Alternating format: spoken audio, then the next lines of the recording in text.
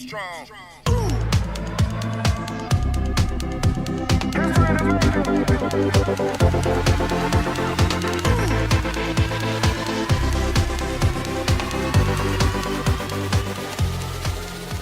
Welcome everyone to Between the Dots. NHL Week 2 is in the books. Today we're going to be going over some of the main topics that have been happening in the first 2 weeks in the NHL. I'm joined always as with Roy Keith and Mr. Colin Gajowski, and I'm Jake Falco. So this week we're on Between the Dots. We're going to be talking about the first night of NHL Frozen Frenzy. Of course, we're going to be chatting about the Leafs and Sens a little bit today. We're going to be talking about some injury news around the league. We got McDavid being injured. We got David Savard out for the Habs as well. We're going to be talking about some guys with hot starts and some guys with not so hot starts. Just generally talk about our thoughts on the first 2 weeks of the NHL. So how are you guys doing this week? Doing good, folks.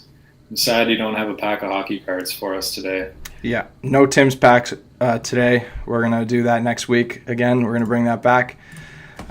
I'm surprised I haven't collected them all yet. So if they were like Pokemon, right, I got to remember they're not like Pokemon. You don't have to catch them all. So I'm still sad about the second pack you opened last episode. That was atrocious. Yeah, that's the thing, right?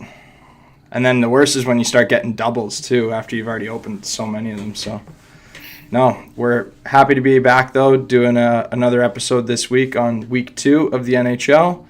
Thanks always for tuning in. If you're watching on YouTube, remember to subscribe. And if you're listening to on Spotify or Apple Podcasts too, make sure to subscribe as well there.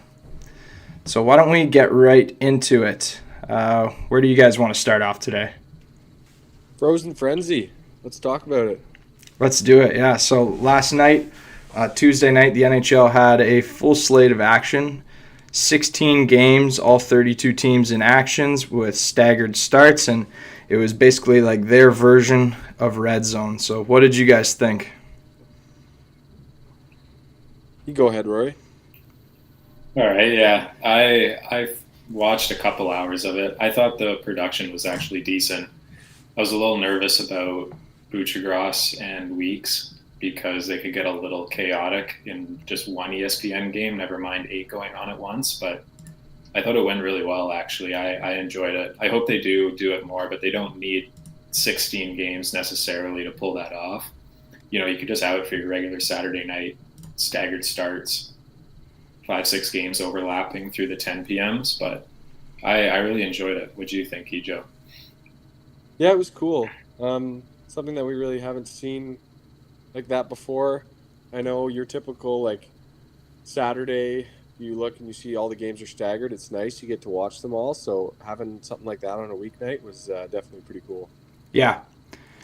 The NHL Frozen Frenzy from a fantasy perspective was amazing. Getting to watch all your players, all the goals that go in.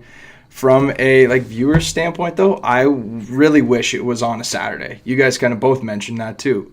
The fact that it's on a weeknight, I couldn't even stay up for the late actions with the Vegas game starting at 11 p.m. So you put that on a Saturday, and you're gonna get, and that's similar to like a Red Zone, right? With NFL, you get NFL Sunday. So the fact that it was on a Tuesday night, I think a lot of people were lost at some point in time for viewing, and overall, I really enjoyed it. It was awesome. It was exciting. I could have done without a couple of the comments Kevin Weeks was making. He seemed to be a little much for me at times. He was loving Cale Makar, and he also scored a nasty goal that last night. So kudos to him for that. But overall it was well done, and yeah, I enjoyed it. I enjoyed watching. Just wish it was on a Saturday so that I could have watched more. It's cool when they just like flip to Makar starting in his own zone and he just goes end to end, dangles the last defenseman, right? Like you're getting all the action. A couple things with it though. I guess being an ESPN broadcast, you probably weren't a big fan, folks, because like you said last night, the Sens not getting a whole lot of recognition, just being a Canadian team, I guess. Yeah, and it was also really difficult to watch too. That would be another kind of downside of it. I do illegally stream it unless you had a ESPN subscription or you had those channels on your box, you weren't able to watch it unless you illegally streamed it. So that's what I ended up doing. And tough night for the Sens too last night. So we'll get into that. Get into that eventually, yeah. But just to finish up there, yeah, like we can't even get ESPN subscriptions, I don't think, in Canada. And so there was actually no legal way for any Canadian to watch Frozen, which is just outrageous. Yeah. Outrageous that they wouldn't have that broadcasted through Sportsnet or something, because they pick up a lot of their ESPN games anyways. The fact that they couldn't have purchased that for the evening is crazy to hit most of your market, because they're clearly trying to do this. They're putting on the show to see what ratings are like, see if it's something that's worth pursuing for the future, or maybe even towards the end of the year, even for playoffs. How do you get a good sense of what the market is like for that, when it's only broadcasted in the States? Even on the same night that basketball started, it was opening night for the NBA, so just putting themselves up with more competition. Yeah, they said they didn't want to put it on a Saturday because maybe it would conflict with college football, but honestly, like, you're conflicting with any major sport nowadays. Like you said, basketball going on, you put it on a Sunday, it's football. You put it on, like, there's baseball World Series happening right now, so I think they should have moved it to a Saturday in my opinion. But yeah, anywho, we can move on now. We're going to talk about I guess we can move on now to the Ottawa Senators. Let's just go right into that. So the Sens with a tough week last week, right? They dropped two big games against Atlantic Division rivals. I'd like to say, before you guys jump all over the Sens, okay, it's not time to hit the panic button yet, all right? It was a tough couple games, but all in all, like, we're 3-3 right now, and we just gotta refocus and not let November turn into just a horrific month for us, which that has tended to happen over the past few years. So it's time to regain our focus and start winning some games again. I will give it to you. Kachuk last night, loved seeing that. The whole best captain in the league. I'm not going to say that, but just getting up, he gets a hit that he didn't think was very good from Tuck, and he gets up and just clearly wins that fight, takes him out. He got up, you saw the picture of Tuck or the video, he was all bloody and got his team going, that's for sure, but it's unfortunate they couldn't get a win, but yeah, that was pretty cool to see. Yeah, he's the best captain in the league. You don't have to say it on air. So yeah, it was a tough week though, all in all, and some fired DJ chants going in the building as well too. Obviously, referring to firing DJ Smith, the head coach of the Sens. How I feel about that? Obviously, last year I was pretty critical of DJ Smith, and this year, like, he's got the shortest leash out of any coach in the NHL. So if he falters in any way this month, I think with new ownership that his time's going to be cut short. So we'll see what happens. Nothing's going to happen yet with him, just because they are going to give him some opportunity, but with the team he's got this year, there's no excuse. He's got to get things done. He's got the players to get things done too, in my opinion. Like, they were talking about, I was listening to a podcast today, and they were talking about a few years ago, the Leafs, all these guys were young, and now it's all changed. They're all getting older, and it's time to get the job done. It's starting to be the same thing with the Sens too. Not obviously the same level as the Leafs, but like eventually it's like you got to stop using the "we're young" excuse. Like, get it going, start winning some games. Like, even if you bow out in the first round, which the Leafs have done a lot, and I know we've talked about, but just get into the playoffs. Just get there and show your fan base that you're ready to win. Yep. Yeah, the Sens, their core's there. That's the core that's going to take them to playoff contention if they're going to get there, Like, the pieces are set. The only thing that they have to do is find those complementary pieces. So, yeah, it's on them to get into the playoffs now. I think give Korpisalo a little bit more time to get into the swing of things and into the new system. You just got Norris back, and he's got 3 goals already, so hopefully that kind of solidifies this, like the other power play unit and the second line, so you got multiple threats, because I think it was Kachuk and Stützle kind of carrying the offensive workload, so maybe with Norris in now that's a little bit more spread out with him and Batherson. Yeah. So brutal week. We can't let it turn into a brutal month. Some things I need to see from them. Just Stutzla's got to be better defensively and with the puck. He's doing too many turnovers. And the goaltending's got to be a little bit better too. But like you said, some of that's Corpusalo finding his groove and just working with the D. But all in all, better team defense too. So just those couple things got to happen. We can't hit the panic button just yet, and we can't let these bad couple games carry over into November. That would be worst case, because then, yeah, you don't want to get behind. One more thing about the game last night. You just made me think of it when you talked about the goaltenders. What do you think happened there when I guess it was a miscommunication between the coaches? Forsberg was supposed to get pulled, and then he just didn't.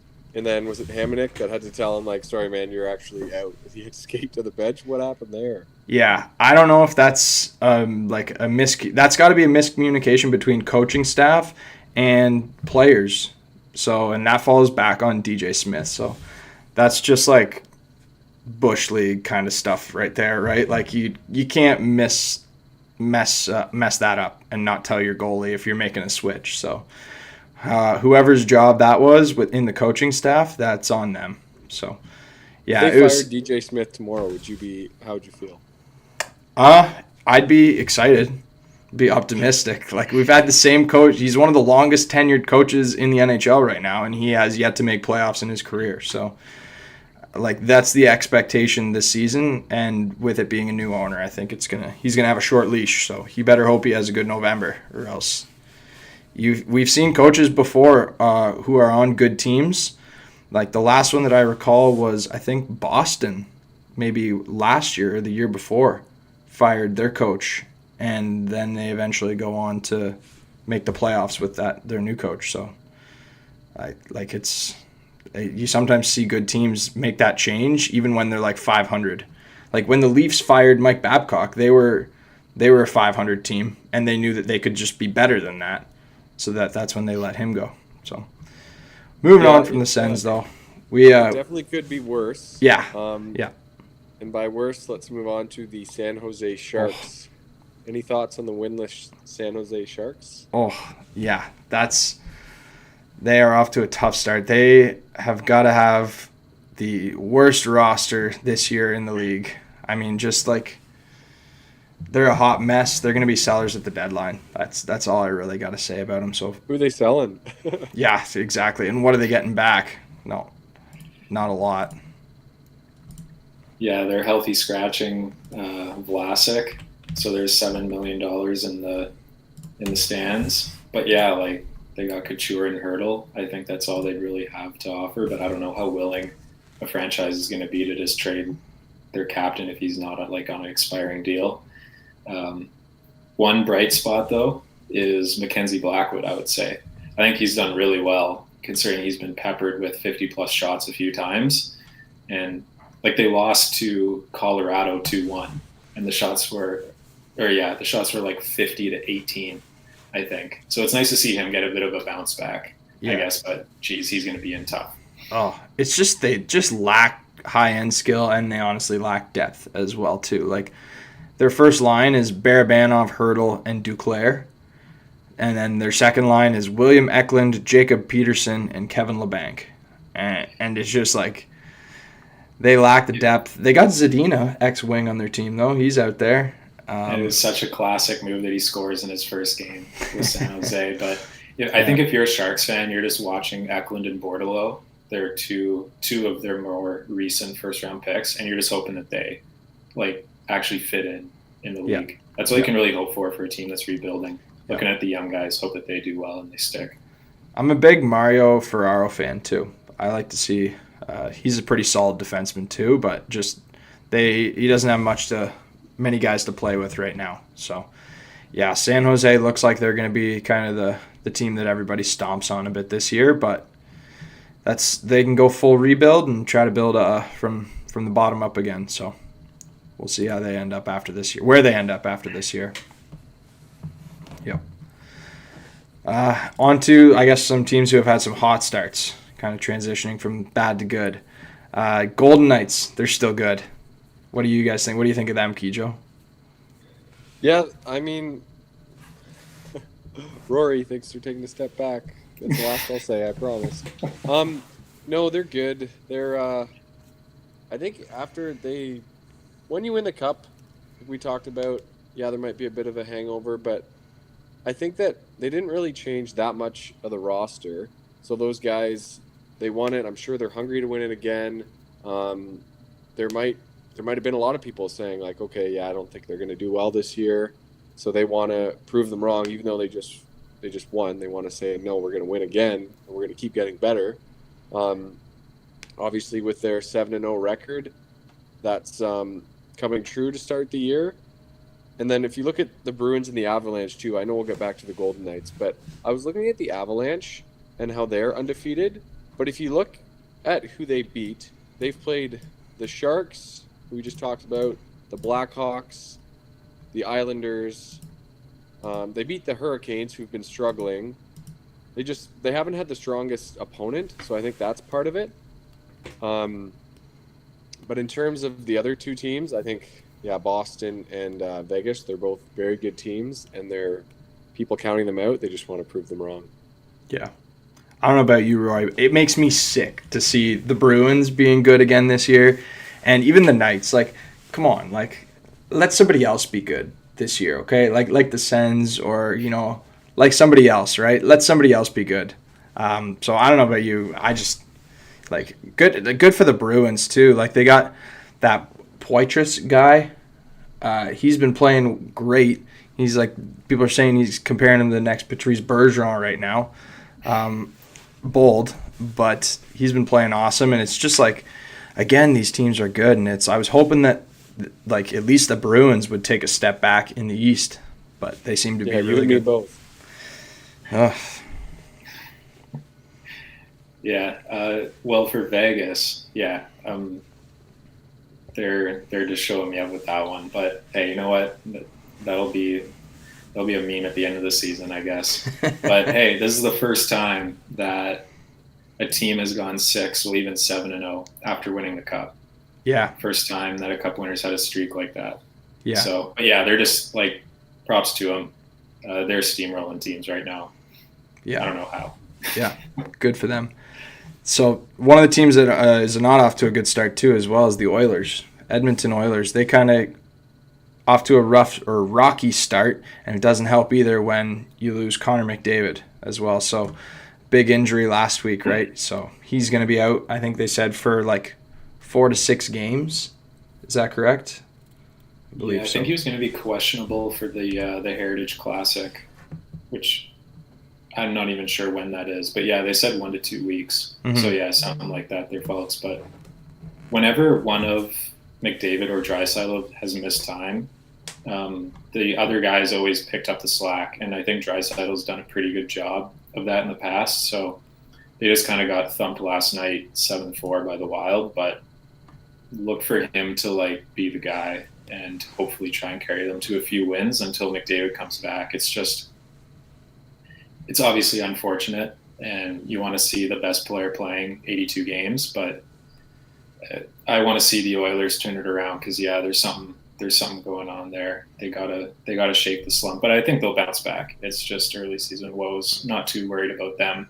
Like you said about the Sens, you're not pressing the panic button yet. But What are your thoughts on McDavid and the Oilers so far, Kijo? Here's actually, I'll pose a different question for you. So if Connor McDavid misses 6+ games this year, do you think he is still able to win the Hart Trophy? I do, simply because he's the kind of guy that if he misses 6 games, comes back and gets a 5-point night on his first game back. I just think he never misses a beat, whether he's injured or not. It all depends, I guess, on the guys around him, but nobody really puts up the points like he does. So I know missing those games will obviously take away from his points, but he's gotten so many in the past few years that I think he's just gonna keep making those unreal plays, still gonna put up the points, and I think he'll still win the Hart. Yeah, McDavid wins the Hart if he outperforms people's expectations of McDavid. Like, he's the only guy that you can compare to himself for like expectations and standards. You can't like Matthews, you could compare him to against like Pasternak, similar level, right? But you can't really compare McDavid to anybody else for like heart votes. He's on a different level. So if he doesn't live up to McDavid expectations, I don't think he gets it. Even if he does have 15 points more than second place. Yeah, I'll second that. I think that there's might be somebody new out there that might be taking over the lead in terms of a favorite to win Hart Trophy. That's Jack Hughes. So 5 games played, he's got 14 points right now. That's outstanding. And I know like Detroit's off to a hot start as well, and you got Larkin and DeBrincat at the top as well in terms of points in the league. They've played 7 games, so a couple more games than Jack Hughes has. But Draisaitl's still up there in points. He's got 11 points in 6 games. But the guy who's just standing out right now to me is Jack Hughes. He's been outstanding. He's playing over 22 minutes a night for New Jersey, and he's just dominant out there. And part of the reason why the Devils have had such a great last year and this year so far, success-wise, why they've been so great. So I think Jack Hughes could become a front runner this year very quickly for the Hart Trophy, especially if McDavid continues to miss time, and just because people are so eager to like try and dethrone McDavid. Like the second he has a bad year or he doesn't live up to his own our expectations of what he should be, people are just so quick to be like, oh, let's give it to somebody else. Like, so I think for that reason he might not get it. What about Mr. DeBrincat's teammate Justin Hall? On Sunday, I was watching. I'm like, yeah, okay, I'll watch the Wings game. Oh, there's Justin Hall. Nice. I'll see him make some mistakes not in the Leafs jersey. Sure enough, first goal of the game. Okay, Justin Hall assist. That was a pretty nice pass. We moved to the second goal of the game. Okay, another Justin Hall assist. Pretty sure he finished with 3 assists and was like a +4. He's among the leaders in plus minus. Like, what is that? How does that? It always happens to guys that get traded from the Leafs. They're playing with no pressure now. That's why. Yeah. Yeah, he's finally relieved of the whipping boy status in Toronto, and he can just play hockey. Yeah. Same with DeBrincat, too. He's free of all the drama that was in Ottawa with him, too. He did not like being behind Tkachuk on the depth chart, so. Well, yeah, there's a lot of percentages that are bound to come back to regression. DeBrincat is shooting at 40%. He's got a 40% success rate with his shots right now, which is crazy. And even their power play was hovering around 40%. They had 3 power play goals in the third period last night. It's like that first unit is humming. But yeah, regarding Hughes, there's one take that might offset the Vegas take a little bit. Was Hughes being the Hart Trophy guy if McDavid's not going to win it? Yeah. But something that I saw today that was really cool was of the 10 assists that Hughes has this year, all 10 are primary assists. So he hasn't had any of those support points. He's been directly feeding those goal scorers. So yeah, that's super impressive as well. Not like Marner and Nylander on the Leafs, who just need to pass it around on the power play and then feed it over to Matthews, and he can just do the rest. So hey, at least we're not chanting to fire our coach. Yeah. So speaking of the Leafs, why don't we get into them a little bit? Bertuzzi recently moved off the top line. They threw Jarnkrok back on the top line. So to me, I was surprised when I saw that. You bring in Bertuzzi. Why don't we start with Rory? Just because you got some experience dealing and watching Bertuzzi as a Wings fan. They saw that Justin Hall had more points than Tyler Bertuzzi, and they're just flabbergasted at that. Figured they had to switch things up. Let's go after the Leafs today. Let's go after the Leafs. I don't get the Jarnkrok experiment on the top line. I mean, I am surprised that it didn't work out for Bertuzzi because he thrived on top line with Larkin and Raymond the last 2 years. So I thought that was a perfect fit for him. Like I said before, he's my favorite player on the Wings. I hope that he does get paid next year, but he bet on himself and it's not paying off so far. I mean, it's not like he's in a bad situation now. playing with Nylander and Tavares, right? Like That's basically a top line there too. Yeah, he's still in a great position to be successful, but I don't know. Kijo, you're the Leafs guy. Would you have put Yarncroke up on the first line? I thought maybe they would try Nyes or Domi before him.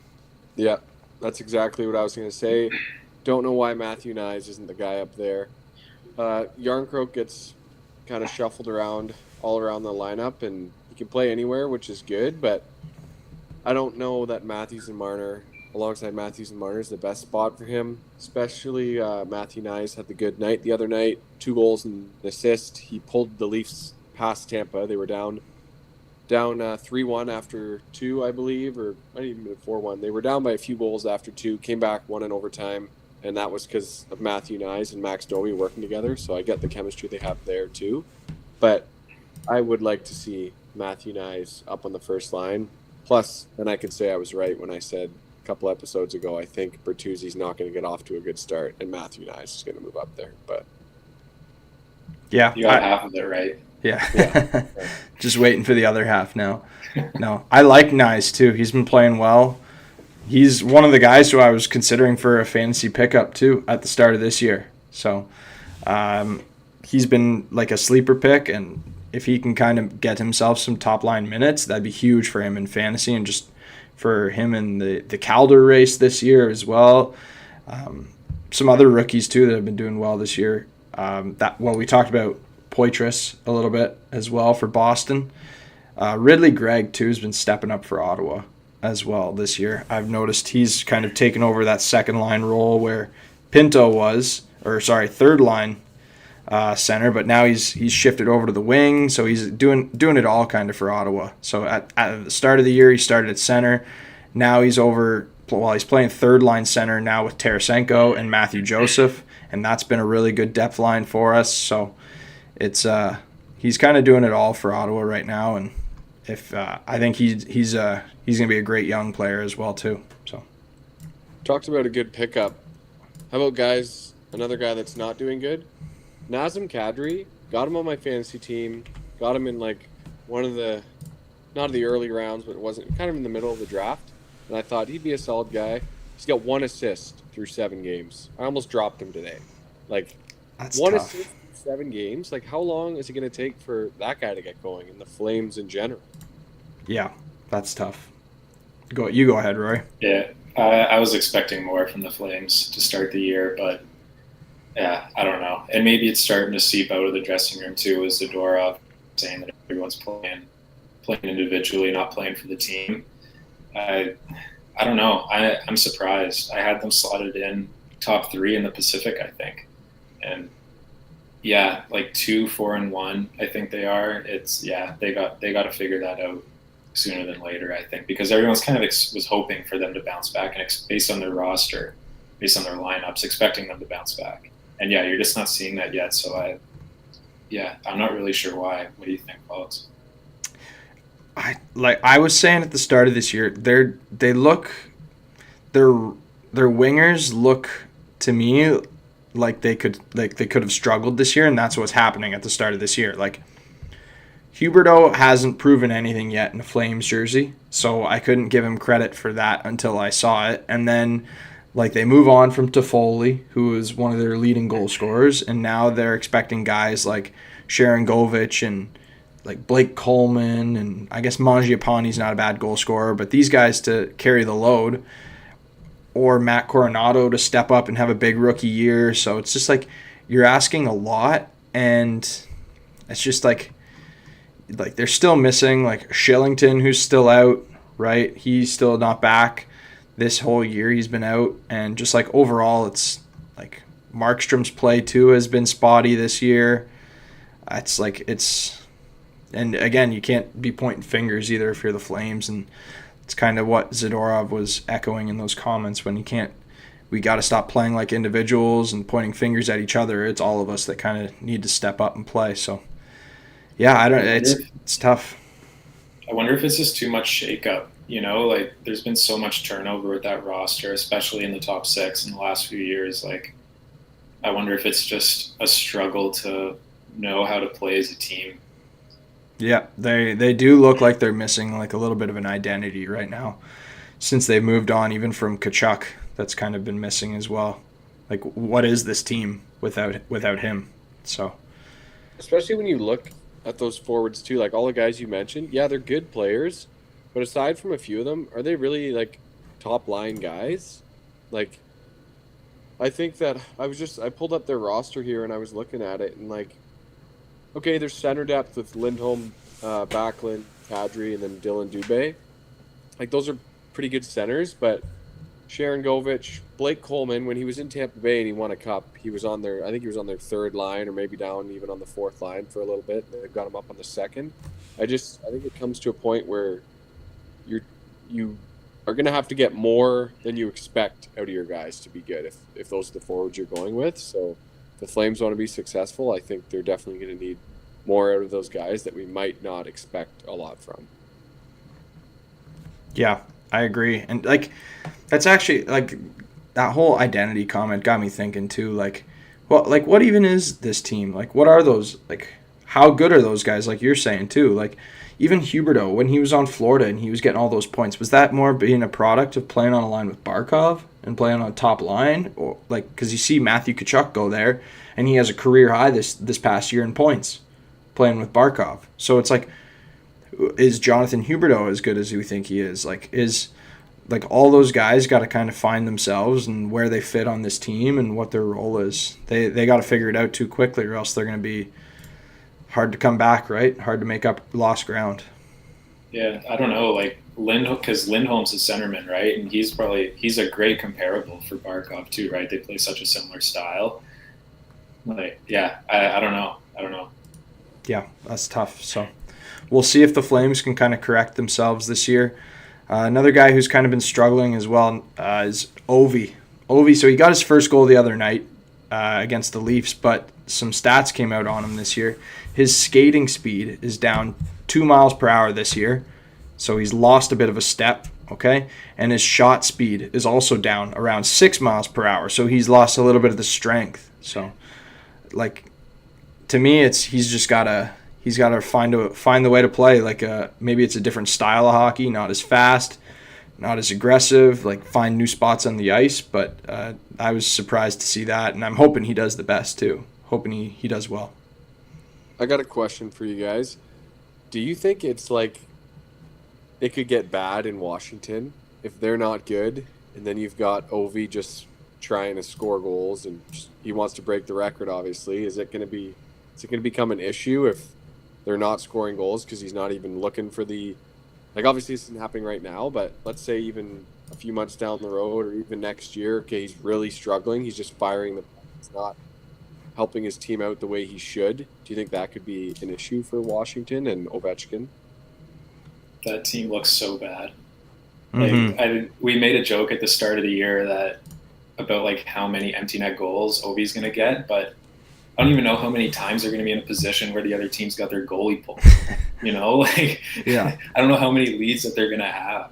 It's I don't know. The team similar level, but a little bit more broken down than Calgary. Like Kuznetsov, that stuff came out where he expressed he didn't even want to play for them anymore. You can't really move on from some of the contracts, like Wilson and then Backstrom, like coming off of hip surgery. It's like, how much can you really expect to get out of that guy? TJ Oshie just seems like a guy who's just fading, right? Like, where are the goals going to come from? And Ovi's goal was just a backdoor tap in. You know, it wasn't Ovi just cleanly beating the goalie. And I think he had a penalty shot last night. I think that was last night on the Frozen Frenzy, and just a horrific display. Just went to the backhand and just partially fanned on it. It didn't really look like he was putting all his effort behind it. Yeah, I don't know. Do you think that?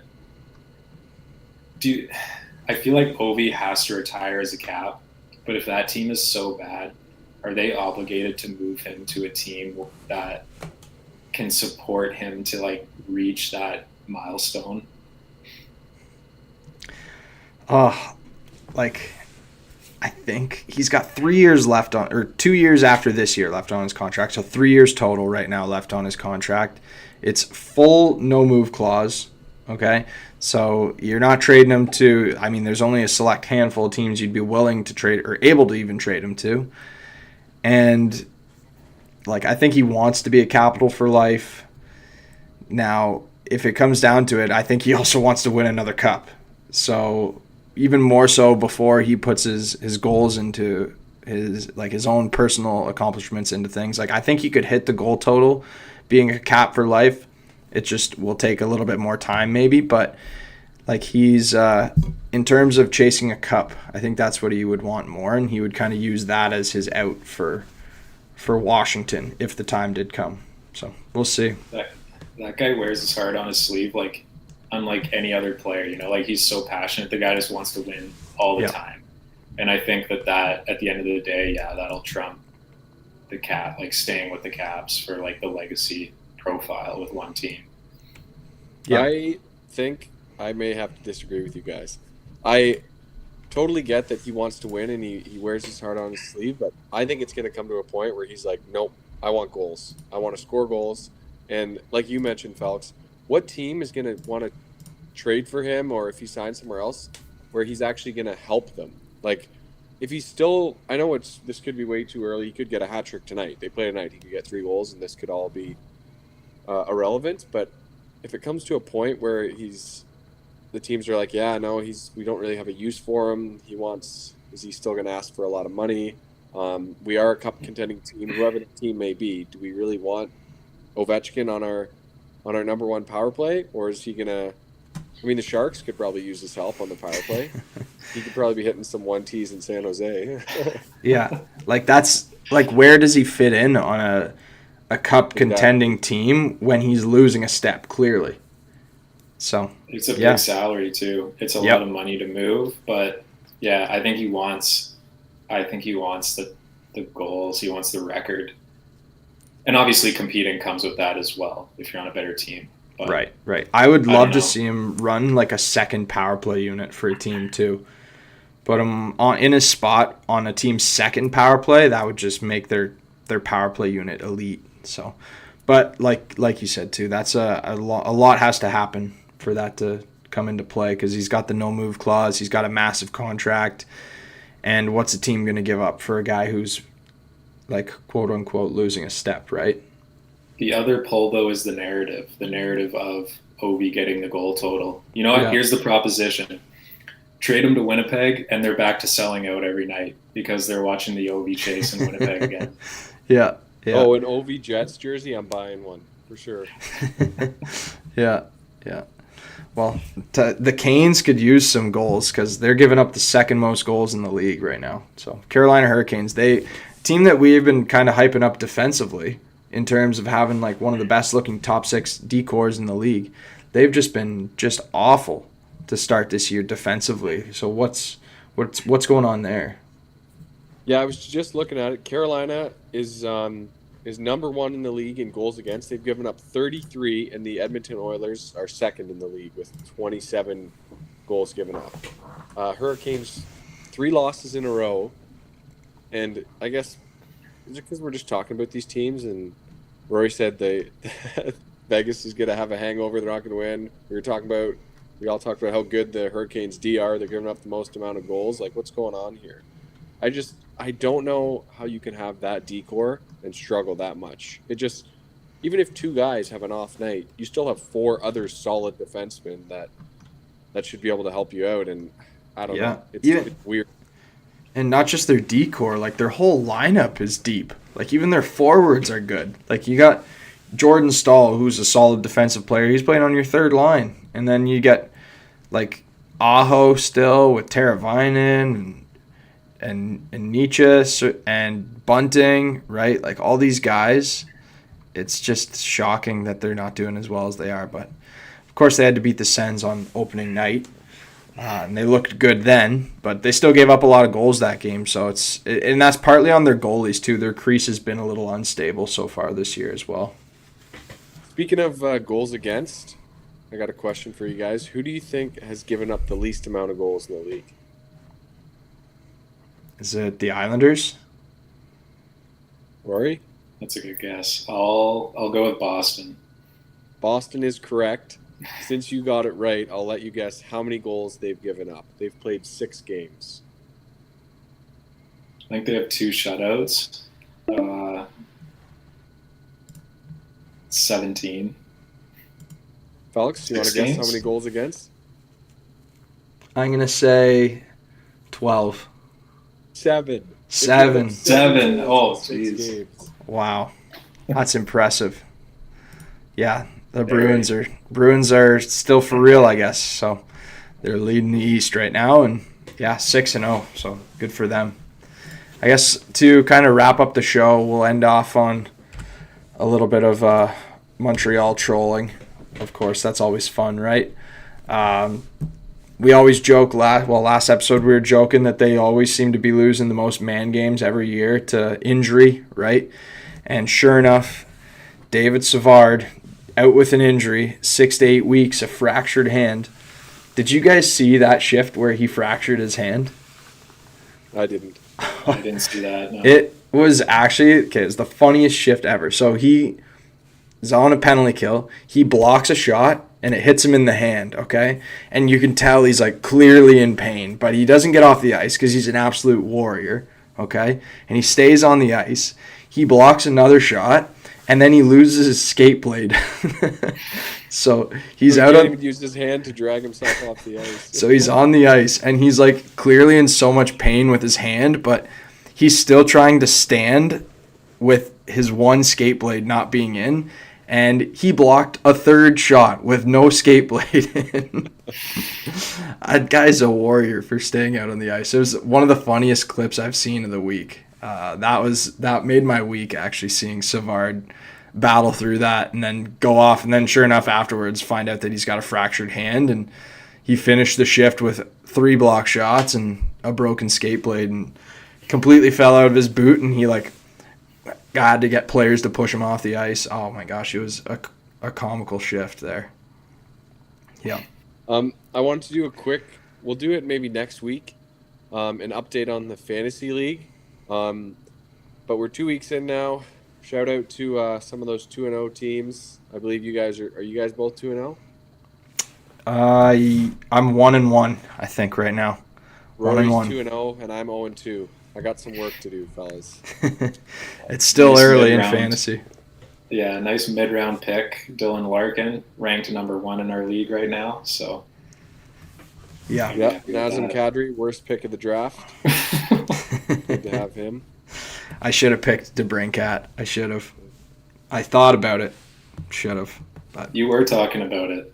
I know, and if I did, I would have probably been in not a 1-1 situation. I'd be 2-0. So I think my top player right now is honestly, like, Jake Sanderson has been outstanding. I actually heard him being mentioned in a Norris conversation already this year, which I know it's like early and that's aggressive, but like they're saying, like, an unbiased source as well, saying like if it wasn't like this was from a Sens page or anything, okay? Like this was from an unbiased source, and they had him at number 4 right now in terms of like Norris competition. They had Adam Fox, Makar, and somebody else I can't remember, but Sanderson was 4th on that list. I was almost going to send you, this is another league, Felix, but I was almost going to send you my lineup from the other night, because obviously last night we had to sit like a lot of the guys because every team played, but the guys on my bench were Chikrin, Batherson, and Tarasenko. But I changed it. I put all Tarasenko Sens in. Okay. I put Tarasenko in and took Nichushkin out. It didn't really. I mean, Tarasenko had a goal and an assist, and Nichushkin 2 assists, so it didn't really matter. But I almost sent you a screenshot of my bench that consisted of the Ottawa Senators. I mean, good thing plus minus wasn't a category in our league, because they would have sucked for that last night. So yeah, Chikrin scored for you though too. So yeah, you got to trust in those Sens. Believe, and they got to have another good week, or a bounce back week here, right? Can't let a bad week or bad couple games get to us and rattle us as a group. They got to stay focused, and hopefully that's what the coach can do, or else they'll be singing him and chanting him right out of the building. So And you'll be singing with them. And I'll be singing right there with them, yeah. With the pitchfork out in the parking lot. Yeah. No, so yeah, we'll see what happens this week. So it was a good week in the NHL, right? We'll see what happens week 3, see if the Bruins can keep it going, and see where we are at next week. So next week we're planning to have a special guest on, so stay tuned for that. It's going to be a great episode, and as always, thanks for watching today. We really appreciate all the support, and we love doing this for everyone and making content and just being able to chat every week with everyone. So thanks so much for listening. Do you guys have anything you want to add before we sign off? Just we'll be back at a regular schedule time as well. So just happen to have a little later one today, but yeah. So 6:30. Yeah, go ahead, Kijo. I'll just throw in a quick fire DJ chant, but other than that, that's it. Yeah, of course. That's your Sens chirp for the week. There it is. I had to get it out there. Yeah. He chirps the Sens every week, but now we found out he's got 3 of them on his team. So I don't know where this guy really sits. That's right. Yeah. No comment. Yeah. So like I said, thank you so much for supporting everyone. We'll be back again next Wednesday at 6:30 p.m. live on YouTube, and you can listen to all our episodes on Spotify, Apple Podcasts, and find them on YouTube as well. So thanks again for listening, and we'll see you next week.